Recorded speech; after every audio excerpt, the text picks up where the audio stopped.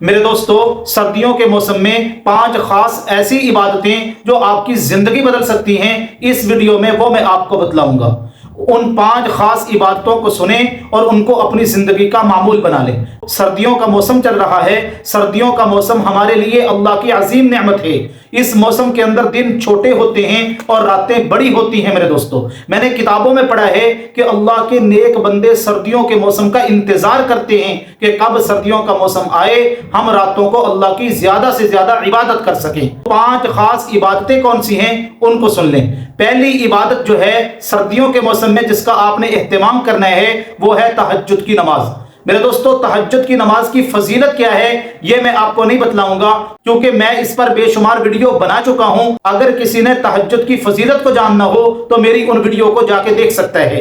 میں آپ کو صرف یہ بتلانا چاہتا ہوں، بڑے ہی خوش نصیب ہیں وہ لوگ جو رات کو اٹھ کر تہجد کی نماز کا اہتمام کرتے ہیں۔ اللہ تبارک و تعالیٰ ان لوگوں کو تہجد کی نماز کے اہتمام کی توفیق دیتے ہیں جن کو اللہ اپنا مقرب بنانا چاہتے ہیں، جن کو اللہ اپنا بندہ اور اپنا محبوب بنانا چاہتے ہیں، جن سے اللہ محبت کرتے ہیں، ان کو تہجد کی نماز کی میرے دوستو اللہ توفیق عطا فرماتے ہیں۔ تو تہجد کی نماز کا اہتمام کریں۔ سردیوں کے موسم میں راتیں لمبی ہوتی ہیں میرے دوستو، 11-12 گھنٹے کی رات ہوتی ہے۔ بندہ 8-9 گھنٹے آرام بھی کر لے، سو بھی لے، اس کے بعد گھنٹہ 1.5 گھنٹہ جو ہے وہ اللہ کی عبادت بھی کر سکتا ہے۔ سو کے اٹھ کر آخری حصے کے اندر وہ تہجد کی نماز کا اہتمام بھی کر سکتا ہے۔ تو اس لیے سردیوں کے موسم میں تہجد کی نماز کا اہتمام کرنا شروع کر دیں، ان کو اپنا معمول بنا لیں۔ یاد رکھیں کہ سردیوں کے موسم میں تہجد پڑھنا یہ آسان ہے بنسبت گرمیوں کے موسم کے۔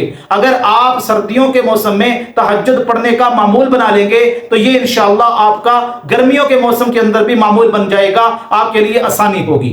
دوسری عبادت جو آپ نے سردیوں کے موسم میں کرنی ہے وہ میرے دوستو قرآن مجید کی تلاوت کا اہتمام کرنا ہے۔ بعض لوگ کیا کرتے ہیں، تہجد کی نماز پڑھ لیتے ہیں، 2 رکعتیں پڑھ لی، 4 پڑھ لی، 6 پڑھ لی اور یہ کہتے ہیں کافی ہو گیا۔ نہیں میرے دوستو، تہجد کی نماز کے ساتھ ساتھ قرآن مجید کی تلاوت کا اہتمام بھی کیا جائے۔ اور میں نے اپنے بزرگوں سے سنا ہے تہجد کے وقت قرآن مجید کو دیکھ کے پڑھا جائے، یعنی دیکھ کے قرآن مجید کی تلاوت کی جائے۔ جو بندہ تہجد کے وقت قرآن مجید کی دیکھ کر تلاوت کرتا ہے، اللہ پاک اس کی دماغی صلاحیتیں تیز فرما دیتے ہیں۔ وہ ڈپریشن کا مریض نہیں بنے گا میرے دوستو، اس کو ٹینشن کی مرض نہیں لگے گی، اللہ اس کی صلاحیتیں زیادہ کر دیں گے اور ان کی آنکھوں کی بینائی جو ہے اس کو بھی اللہ تیز فرماتے ہیں جو تہجد کے وقت قرآن مجید کو دیکھ کر تلاوت فرماتا ہے۔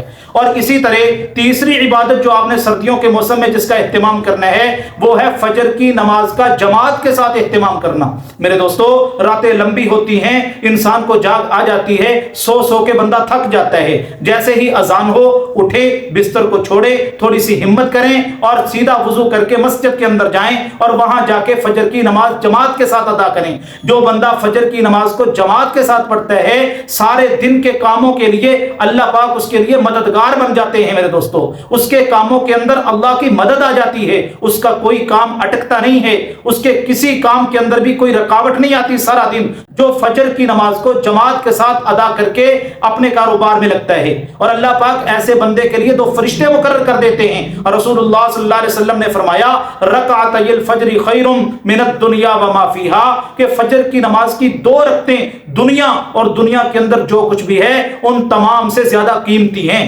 تو یہ اہتمام کرنا ہے۔ اور چوتھے نمبر پہ جو آپ نے عبادت کرنی ہے، آپ نے فجر کی نماز کے بعد تھوڑی دیر کے لیے اللہ کا ذکر کرنا ہے۔ اللہ کے ذکر کا اہتمام فرما لیں۔ آپ سورہ یاسین مسجد میں پڑھیں، قرآن مجید کی تلاوت بھی کر لیں، تسبیحات کی پابندی کر لیں اور اس کے بعد اشراق کے نوافل پڑھیں، پھر گھر کو تشریف لے کے آئیں۔ اور 5ویں نمبر پہ جو آپ نے عبادت کرنی ہے سردیوں کے موسم میں، وہ میرے دوستو ہم سب کے لیے نہایت ضروری ہے۔ وہ عبادت یہ ہے کہ دیکھیں میرے اور آپ کے گھروں کے اندر جب سردیوں کا موسم آتا ہے، ہمارے بچوں کے، بڑوں کے، مردوں کے، عورتوں کے گرم کپڑے ہوتے ہیں، موٹے کپڑے ہوتے ہیں، کپڑے بھی گرم ہوتے ہیں، لحاف ہوتے ہیں، گرم گدے ہوتے ہیں۔ تو وہ کپڑے جو گرم ہوتے ہیں بعض اوقات ان کو ہم سردیوں میں نہیں پہنتے، اپنے لیے نئے لے لیتے ہیں اور وہ گرم کپڑے، گرم گدے ہماری الماریوں میں پڑے رہتے ہیں۔